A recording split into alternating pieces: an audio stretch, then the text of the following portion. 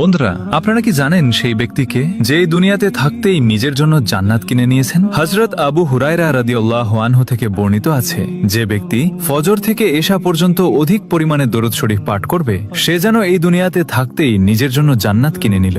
আর যে ব্যক্তি এই কথাটি অন্যদের কাছে পৌঁছে দিবে, কিয়ামতের দিন আমাদের প্রিয় নবী হযরত মুহাম্মদ সাল্লাল্লাহু আলাইহি ওয়াসাল্লাম তাকে খুঁজে বের করবেন এবং তার হাত ধরে জান্নাতে নিয়ে যাবেন। সুবহানাল্লাহ।